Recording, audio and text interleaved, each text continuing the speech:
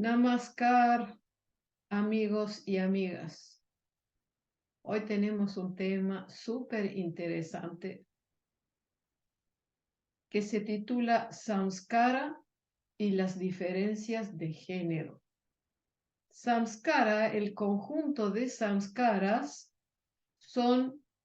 es lo que forma el karma, que le dicen la acción y la reacción. Eso es lo que significa samskara. Ahora, el total de los samskaras, que pueden ser buenos o malas reacciones de acciones pasadas, es lo que forman el karma. Y aquí va a hablar de las reacciones en la diferencia entre hombres y mujeres. ¿Qué es lo que hace que unos nazcamos como hombres y otros como mujeres? Eso es lo que trata este tema y está publicado en el libro El despertar de la mujer, que es una compilación de muchos temas que Sri Sri Ananda Murti trata sobre la mujer. En el libro, y también originalmente viene del libro Subhasita Sangraha, parte 5.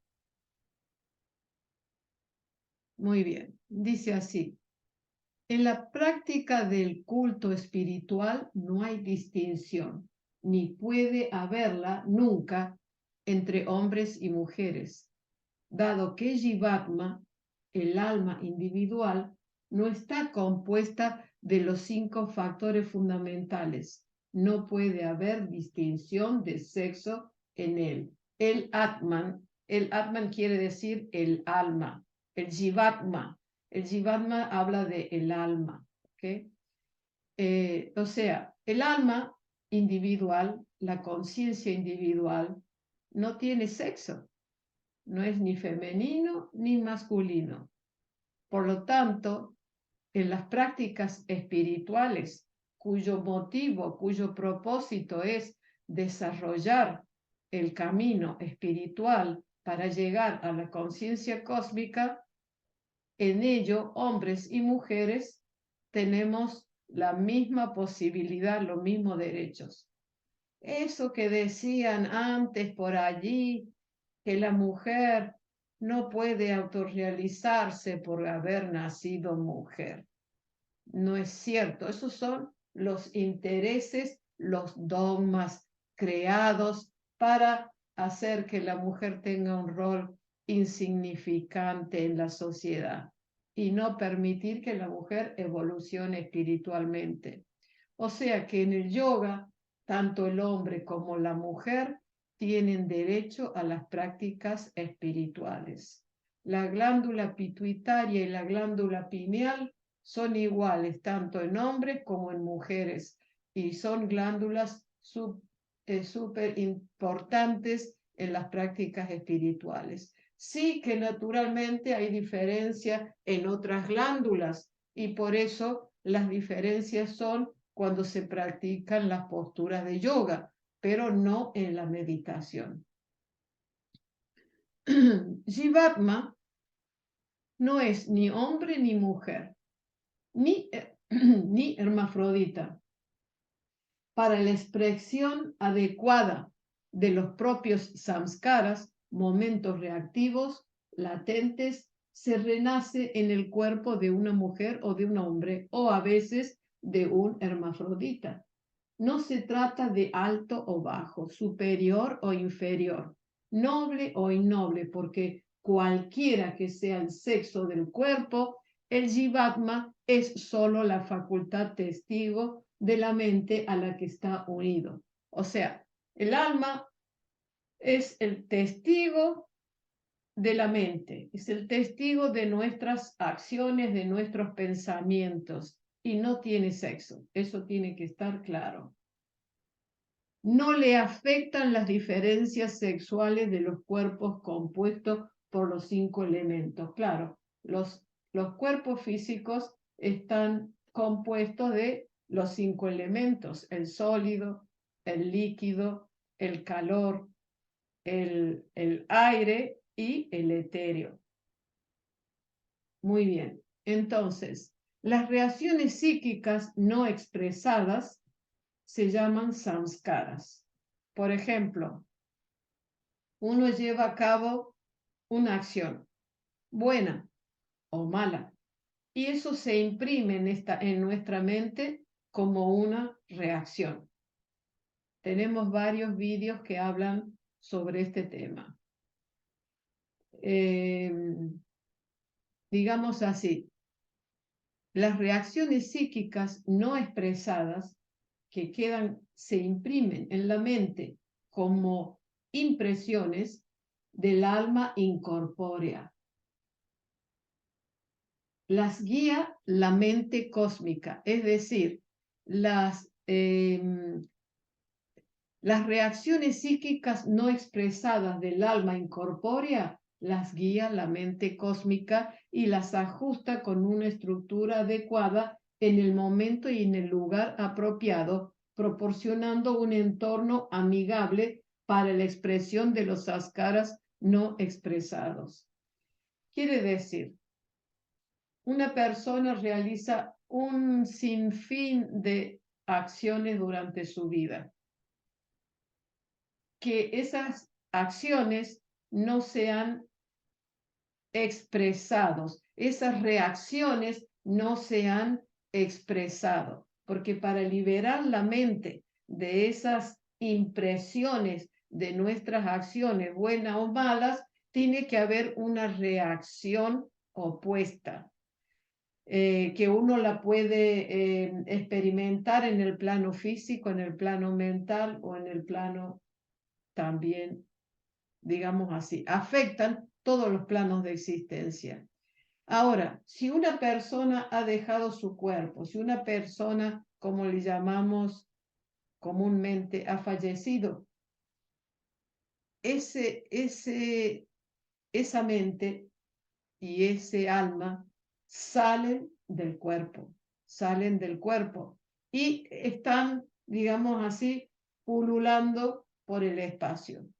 Entonces, como ha habido muchas reacciones a acciones pasadas que no se han manifestado, no se han liberado, esa mente sin cuerpo tiene que volver a renacer. ¿Y quién guía ese renacimiento? La mente cósmica le ayuda a esa mente sin cuerpo a encontrar un cuerpo físico adecuado para que nazca en un momento, en un lugar adecuado. ¿Adecuado a qué? Adecuado para madurar, para expresar sus reacciones. ¿Ok? Las reacciones de las acciones pasadas se imprimen en la mente como una señal. Para hacer una comparación, digamos, tenemos un globo bien redondito y lo presionamos con nuestros dedos. Al presionarlo, el globo pierde su redondez. Entonces, para que el globo vuelva a asumir su redondez, tenemos que aflojar los dedos y dejar de presionar nosotros mismos. Entonces, por esa razón, como no se ha liberado la mente de las pasadas acciones, tiene que volver a renacer. Y así, vida tras vida. Por eso, entonces, a uno se pregunta ahora, entonces, ¿cómo podemos liberarnos del todo? ¿Qué significa liberar la mente? Significa, digamos así, liberar todas esas reacciones. Y cuando la mente está dispuesta y clara, entonces uno puede llegar a la unificación con lo divino. Por eso la meditación es importante. Entonces, nuestras acciones y la vida diaria hace que esas reacciones pasadas se vayan manifestando. Pero claro, al mismo tiempo creamos nuevas reacciones. Entonces, ¿cuál es la solución? La solución es que primero uno tiene que aprender a meditar. La primera lección de meditación va limpiando la mente de diferentes experiencias del pasado. Y luego la segunda lección que aprendemos en Ananda Marga se le llama mantra importante o gurú mantra. Y es un mantra que se repite antes de cada acción. Y al repetir el mantra antes de cualquier acción, entonces evitamos que se forme una nueva reacción en la mente. Y así el mantra hace que nuestra acción nueva se transforme en una vibración espiritual. ¿Ok? Muy bien. Según la naturaleza de los samskara, existe el predominio de la tendencia de atraer o el predominio de la tendencia de ser atraído.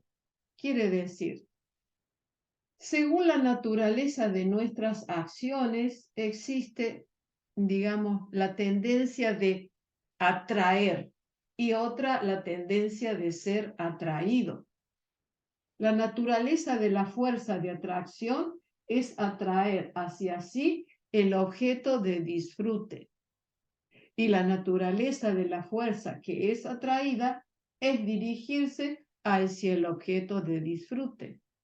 Cuando hay un predominio de la fuerza de atraer en los samskaras latentes, el alma incorpórea obtiene un cuerpo femenino para su expresión externa. Y a la inversa, cuando hay dominio de la acción de ser atraído, obtiene un cuerpo masculino. Lo voy a explicar mejor. Por naturaleza, la mujer tiene la cualidad, la naturaleza de atraer. Y el hombre tiene la naturaleza de ser atraído. Entonces quiere decir que se siente atraído hacia algo, hacia alguien. Y la mujer es de atraer. Entonces, de acuerdo, todos tenemos esta fuerza femenina y masculina. Pero según la fuerza que predomine, entonces uno es hombre, nace como hombre o nace como mujer. Bien, donde hay un equilibrio aproximado entre ambos, o sea, entre la fuerza de atraer y ser atraído, el alma incorpórea, el alma que aún no tiene un cuerpo, obtiene el cuerpo de un hermafrodita. Por supuesto, incluso el hermafrodita, incluso en el hermafrodita, el equilibrio entre la fuerza de atraer o ser atraído no es perfecta. Hay una ligera inclinación a favor de una u otra. Quiere decir que, aunque en el hermafrodita la fuerza de atraer y ser atraído son casi iguales, sin embargo hay una que predomina, un pequeño predominio. Por eso, algunos hermafroditas se inclinan hacia la masculinidad y otros hacia la feminidad. Entonces, quiere decir, esto nos lleva a la conclusión de que no tenemos que pensar que porque una persona es un hermafrodita o una persona es homosexual, es inmoral. Lo que quiere decir que hay un desajuste en la naturaleza de estas energías. Del mismo modo como una persona es ciega, otra persona, digamos así, no puede oír o no puede hablar, quiere decir que hay un defecto en el sistema nervioso, en alguno de los sentidos. Entonces, de ese mismo modo, hay personas que tienen un desequilibrio entre la energía femenina y masculina. Y entonces, cuando son, digamos así, cuando la naturaleza es casi igual, es cuando nacen como hermafroditas. De lo contrario, nacen como hombre o como mujer. En las criaturas no desarrolladas existe un equilibrio entre digamos así, existe un equilibrio entre la fuerza de atraer y de ser atraída. Por eso son asexuales. Al estar sometidas a menos lucha interna y más lucha externa, estas criaturas no desarrolladas pueden dividir su cuerpo en varias partes, pero las criaturas desarrolladas no tienen esta capacidad. Para aumentar su número, se ven obligadas a ayudarse unas a otras con las fuerzas de atraer y ser atraídos. De ahí que existen diferencias sexuales entre todas las criaturas desarrolladas, sin las cuales nunca podría mantenerse la conversión de sus diferentes especies. Así que, digamos así, vemos que la procreación es digamos así, es algo natural para transmitir, digamos, para que nazcan niños y niñas en el mundo. Así pues, las diferencias sexuales existen para permitir la expresión adecuada de los samskaras, de las acciones y las reacciones. Sin embargo, estas diferencias sexuales no tienen ningún valor absoluto. Así pues, la característica de la mente humana de atraer o ser atraída depende de la tendencia mental. Si se produce un cambio glandular en la estructura física, habrá un cambio correspondiente en las fuerzas de atraer o ser atraído de la mente. Incluso si la mente piensa profundamente en una persona del sexo opuesto, su propia energía de atraer o ser atraído inherente se modifica en cierta medida. Es decir, si uno está siempre pensando en una mujer en una forma, digamos así, obsesiva, digamos, adquiere esa cualidad de la mujer de atraer o adquiere la cualidad de ser atraído como el hombre. Si se produce un cambio importante en cualquiera de las dos fuerzas, habrá un cambio correspondiente en el cuerpo físico. Quiere decir que primero se metamorfosea nuestra mente y después se metamorfosea nuestro propio cuerpo. Entonces hay que tener cuidado con cuál es nuestro objetivo en la vida. Si hay personas que siempre piensan en algo material, por ejemplo, tienen obsesión con el dinero, con la caja fuerte, con el coche, con esto, con lo otro, entonces, ¿qué pasa? Su mente se va metamorfoseando y pierde ese equilibrio entre lo psíquico, lo psicoespiritual y se vuelve más material. Es posible que hayan observado en el mundo práctico cómo los hombres y las mujeres tratan los objetos físicos de forma diferente, los objetos físicos. Esto se debe a la diferencia en el grado de expansión de las diferentes energías, de atraer o ser atraído. Quiere decir que eso es el hecho de ser femenino o masculino, también se nota en cómo tratamos los objetos del mundo material. Así pues, las características que determinan el sexo, ya sea masculino, femenino o hermafrodita, no son fijas ni definitivas. Sobre la fase de este concepto no debe haber ninguna discriminación entre las personas. No hay diferencia de sexo en el alma. Tampoco en la práctica espiritual debe fomentarse ninguna distinción artificial entre hombres y mujeres.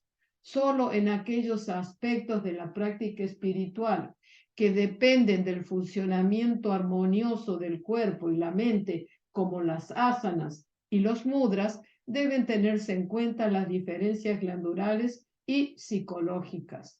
Es decir, en el yoga, en las prácticas espirituales, las técnicas de meditación, no hay diferencia entre hombres y mujeres, pero sí en las posturas de yoga y los mudras, que son diferentes movimientos y gestos con las manos o el cuerpo y mentalmente, sí hay diferencia en eso. Digamos, las diferencias glandulares sí afectan y por ello son muchas veces diferentes para hombres y mujeres.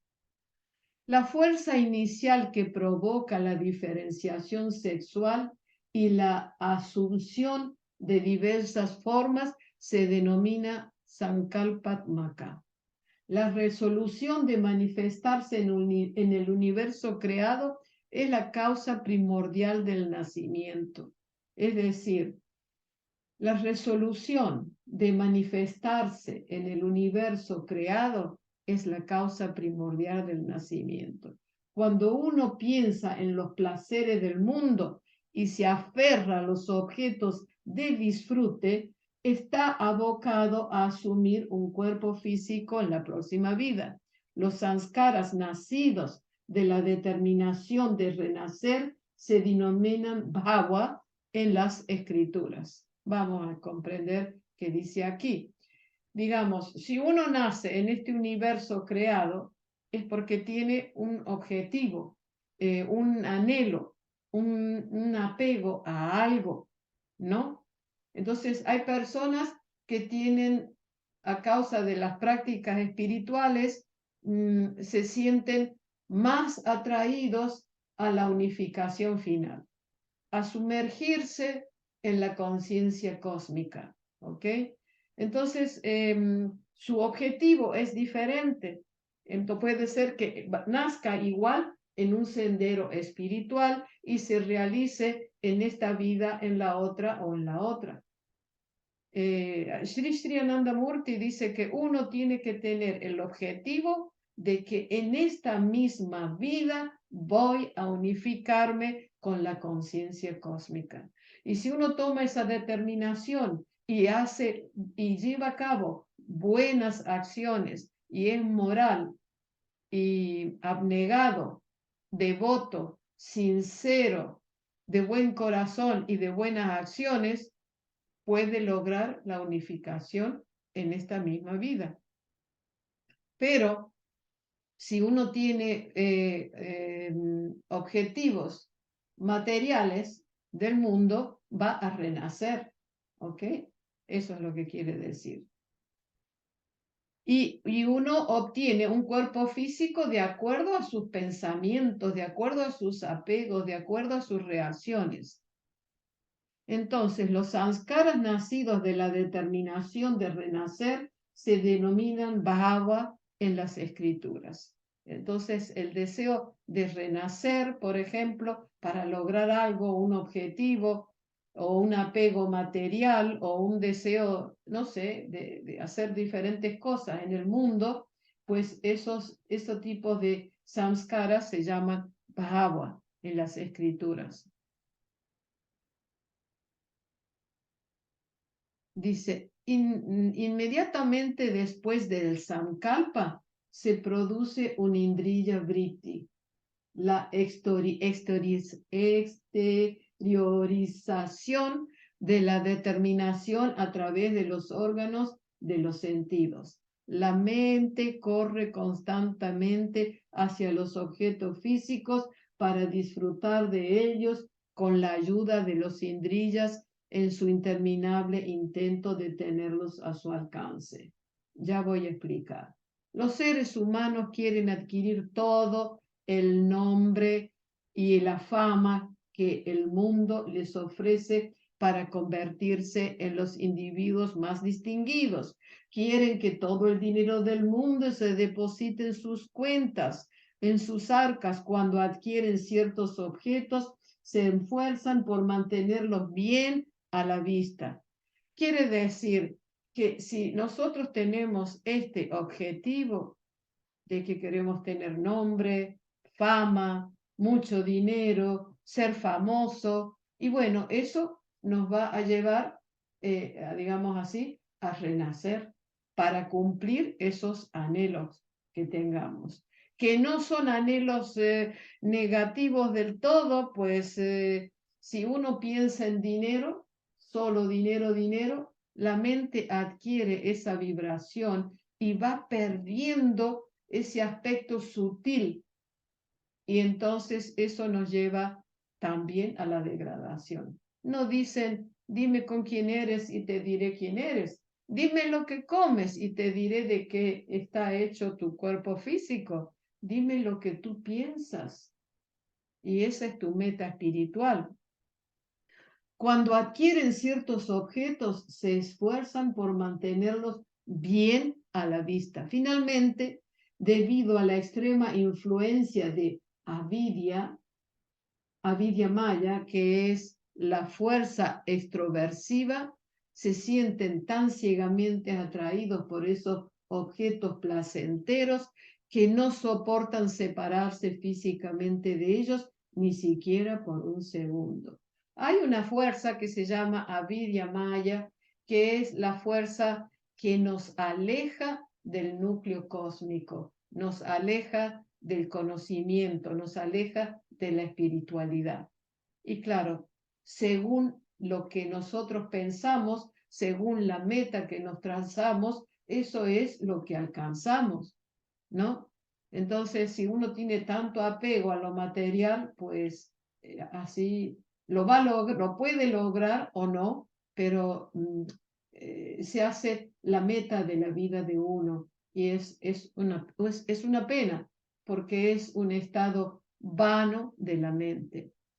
El propio bhava quiere decir el conjunto de los samskaras, el conjunto de las reacciones, se fortalece debido al desarrollo de la resolución y al aumento del deseo de tocar, ver y aferrarse a los objetos deseados.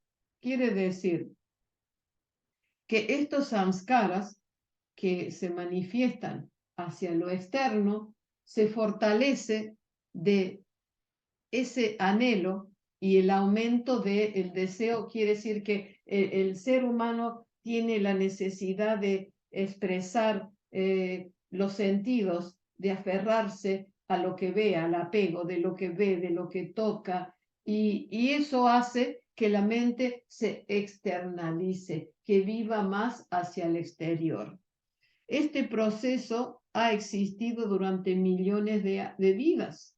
La mente cósmica proporciona una base para el microcosmos en una forma y lugar particular en la vida subsiguiente que da el máximo margen para la expresión de sus propios samskaras inherentes. Así, un microcosmo puede nacer en cualquier planeta del universo. Quiere decir que de acuerdo a la mente, de acuerdo a nuestros anhelos, de acuerdo a estas reacciones que hemos creado en nuestra mente, la mente cósmica proporciona, digamos así, una base para la reencarnación, para que nazcamos en un planeta, en otro, en una familia, en otra, en una ciudad u otra, a donde podamos satisfacer y expresar nuestras reacciones pasadas.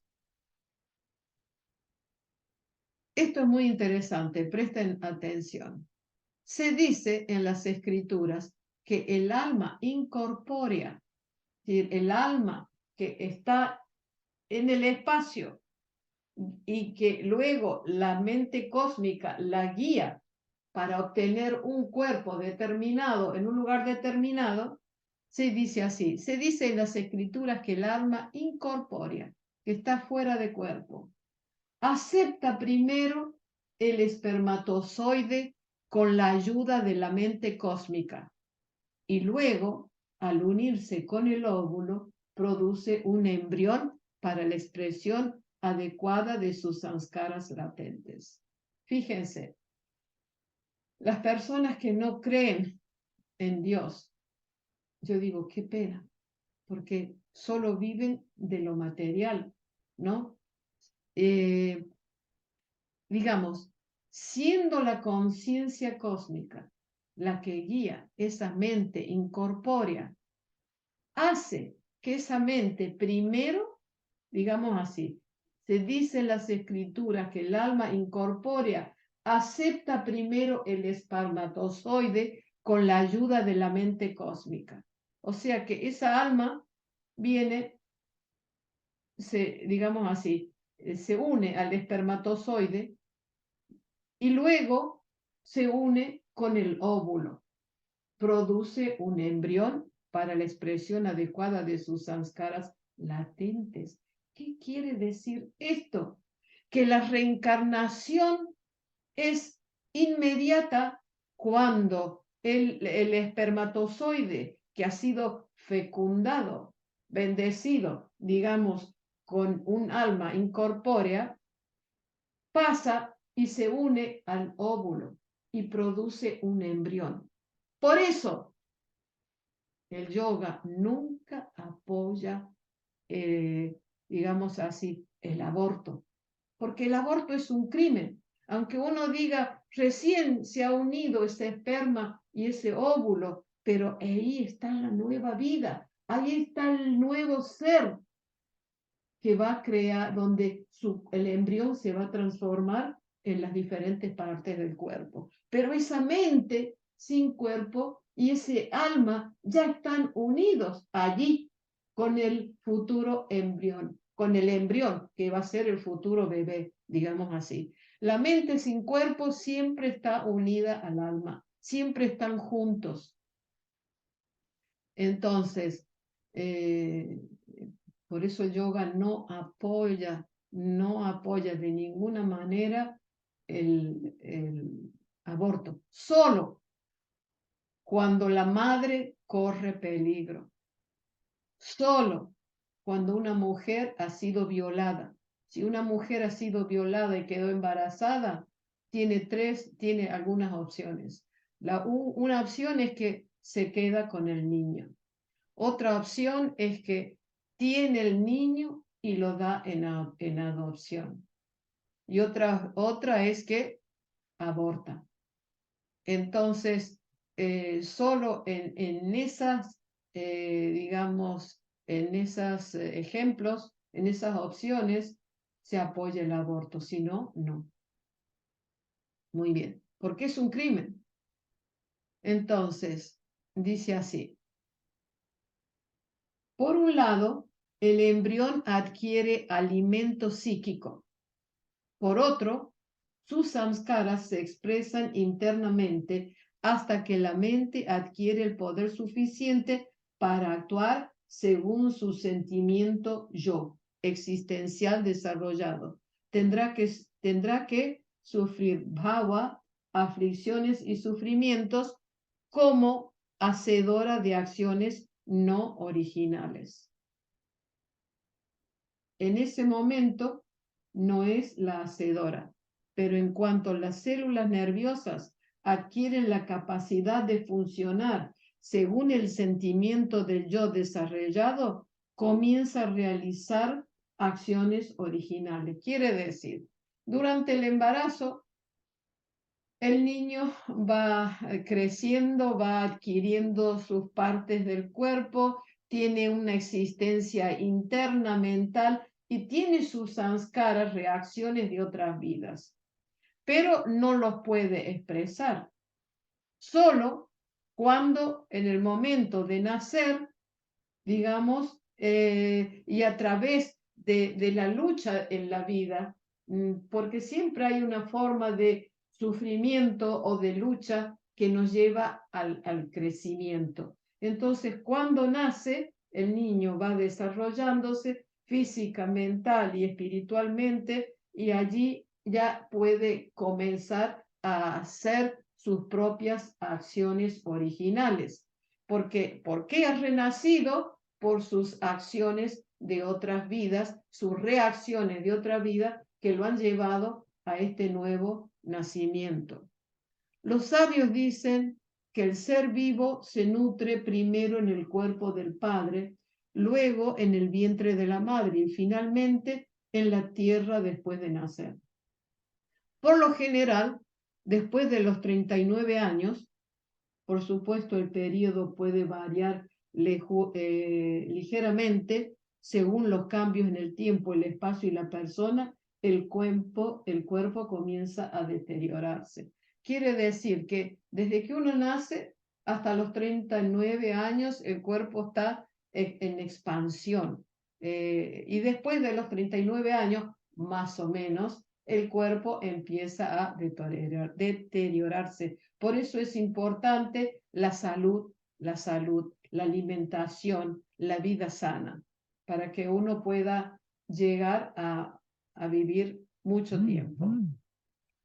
Uno adquiere un cuerpo físico según la naturaleza de sus samskaras. Claro, uno tiene un cuerpo físico según la naturaleza de sus reacciones. El ser humano que se comporta como una cabra o un perro puede nacer como una cabra o un perro en la próxima vida, porque ese cuerpo animal es la base adecuada para la expresión concordante de los samskaras latentes. Quiere decir, no existe ese refrán que dice, te vuelves en aquello en que tú piensas. Y entonces el cuerpo físico tiene una vibración. La mente unida al alma tiene otra vibración. Entonces busca un cuerpo afín donde manifestar sus reacciones. Por eso es muy importante qué es lo que hacemos, la moralidad, el bien, las buenas acciones, la misericordia, ser un buen ser humano. Entonces, de ahí que no sea en absoluto imposible que un ser humano renazca como un cerdo, un gusano, un árbol o incluso un trozo de piedra. El destino de cada uno se decidirá según la naturaleza de su karma. Esta es una ley infalible. A este respecto, ni Paramatma ni Prakriti, a este respecto, ni la suprema conciencia ni la energía suprema pueden hacer nada para ayudar. Pero para Brahma, la suprema conciencia, por su gracia infinita, reconvertirá a estos alayas. Alayas quiere decir exactamente, a ver, nos vamos casi al final. Alaya quiere decir, dice, Alaya era un personaje mitológico convertido en piedra a causa de sus pecados. Bien, vamos a ver.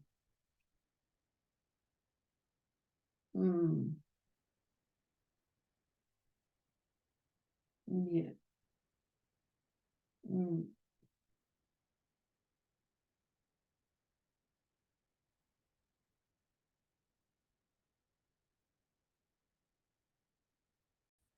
Ok. Habíamos llegado aquí donde decía que dice que Parama Purusha o Parama Brahma, Brahma el Supremo, la conciencia suprema, por su gracia infinita, reconvertirá a estos alayas, aquellos que se han vuelto piedras, digamos así, los que se convirtieron en piedra como resultado de acciones burdas, los podrá convertir en gloriosos seres humanos en el proceso de Pratisanchara, el movimiento de introversión del cosmos, y los proporcionará oportunidades para su movimiento hacia la vida más exultante. ¿Qué quiere decir? Que la conciencia suprema, por su gracia infinita, volverá a dar oportunidad a estos que se han convertido en piedra en el movimiento, en el proceso de Pratisanchara, en el proceso del movimiento evolutivo, en el proceso del movimiento hacia la introversión, hacia lo espiritual, hacia la evolución de las especies y las prácticas espirituales, le proporcionará oportunidades para su movimiento hacia la vida más dichosa. Para ser más preciso, son los samskaras que renacen. Para ser más preciso, son estas reacciones las que le hacen nacer a uno. Filosóficamente hablando, no es correcto decir que la conciencia individual renace, porque Atman no es ni cuerpo, ni intelecto, ni mente, es solo la entidad testigo. O sea, vamos a recapitular. Para ser más preciso, son los sanskaras los que renacen. Filosóficamente hablando, no es correcto decir que el alma, la conciencia individual, renace, porque el Atman no es ni cuerpo, ni intelecto, ni mente, es solo la entidad testigo. El sujeto que asiste a la metamorfosis de su objeto, a veces en otra forma finita y a veces en una forma infinita. Quiere decir, es el individuo el que renace tomando diferentes formas, no es no es el alma. Atman no es sujeto ni al dolor ni al placer, porque son propensiones psíquicas de la mente. Por supuesto, los deseos y los anhelos de la mente unitaria afectan al Atman hasta cierto punto. Por supuesto, los deseos y los anhelos de la mente unitaria afectan al Atman hasta cierto punto. Y parece como si el Atman también estuviera implicada en el círculo vicioso de acciones y reacciones. Y parece como si el Atman también estuviera implicado en el círculo vicioso de acciones y acciones. O sea que son nuestros samskaras que nos hacen renacer en cierto lugar, en cierto momento, en este planeta, en otros planetas, en otro sitio del universo. Y digamos así, y de alguna forma digamos, sí, es como un círculo vicioso de acciones y reacciones. Por eso es que las prácticas espirituales son fundamentales para salir de este círculo vicioso. Cuando debido a la gracia de Parama Brahma, la conciencia suprema, se imparten técnicas de sadhana, técnicas de meditación a la mente individual por medio de un gurú, se abre el camino hacia la emancipación de las ataduras. A ver, ¿por qué hay maestros espirituales? Digamos, son enviados de acuerdo a la evolución espiritual de cada uno de esos maestros, son enviados por la conciencia cósmica para que podamos aprender las técnicas espirituales que nos abre el camino hacia la liberación de las ataduras, que nos libera de todas, digamos, estas limitaciones mentales. Y la mente individual comienza a trascender todas las penas y miserias. En virtud de esta meditación, de esta sadhana, de esta práctica, también uno puede liberarse del círculo vicioso del karma, con la que el Atman obtiene la liberación inmediata de todas las ataduras mentales. Habiendo renunciado al deseo de objetos finitos en diferentes lugares, en diferentes formas y en diferentes maneras, y habiendo abrazado a la entidad suprema original, uno alcanza la realización más elevada. Este logro se obtiene con la gracia de la conciencia cósmica en la forma de un gurú. De ahí que solo haya un gurú, solo la entidad suprema es el gurú universal. Es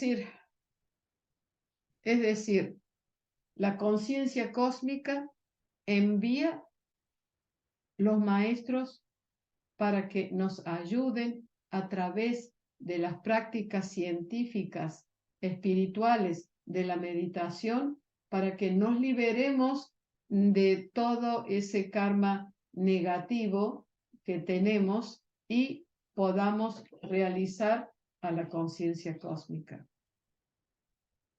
Ofrezco, bueno, esto es lo que se llama un shloka en sánscrito. Es un verso. Dice así: ofrezco mi salutación a Brahma en la forma del gurú, que es eterno, siempre puro, sin réplica, sin forma, absolutamente sin mancha y siempre abstraído en la postura profunda, intuitiva y la dicha cognitiva. Ofrezco mi salutación a la conciencia suprema en la forma de gurú, porque ¿quién es el gurú? El gurú es la conciencia misma cósmica que se manifiesta a través de diferentes personas, que es eterno, siempre puro, sin réplica, sin forma, absolutamente sin mancha y siempre abstraído en la postura profunda, intuitiva y la dicha cognitiva. Quiere decir que la conciencia cósmica existe en su postura infinita de dicha, pero también se manifiesta a través de cada uno de nosotros y también a través de diferentes personas para guiarnos. Cuando uno se encuentra en el estado de exaltación debido a la gracia del gurú, ¿en qué fase se encuentra su intuición? ¿Qué tipo de realización alcanza? Uno descubre el juego divino de la entidad infinita en todas y cada una de las manifestaciones finitas. Quiere decir, ¿qué es lo que uno logra con las prácticas espirituales? Uno descubre que esa entidad infinita está en todos y cada uno de nosotros y en todas las manifestaciones del universo. Uno se da cuenta de que la entidad infinita que está siempre presente en su vasta postura cósmica, también está siempre presente en cada molécula y átomo. Se experimenta que el universo entero vibra y se vigoriza con su incesante flujo cósmico. Cada entidad de este universo grande y pequeña, cada diminuta expresión de dolor y placer de los numerosos microcosmos, yace dentro de su vasto océano de gozo cósmico. Quiere decir, todo el mundo creado y cada uno de nosotros nos encontramos dentro de este vasto océano cósmico. 11 de noviembre de 1957. Es un tema de Sri Sri Anandamurti. Bueno, amigos, si tienen alguna pregunta, ya saben, siempre pueden escribirnos allí donde los vídeos dan la opción de preguntar, de expresarse con mucho gusto. Espero que hayan comprendido bien y si no, acá estamos para responderles a todos. Un gran abrazo a todo el mundo y que estén muy bien.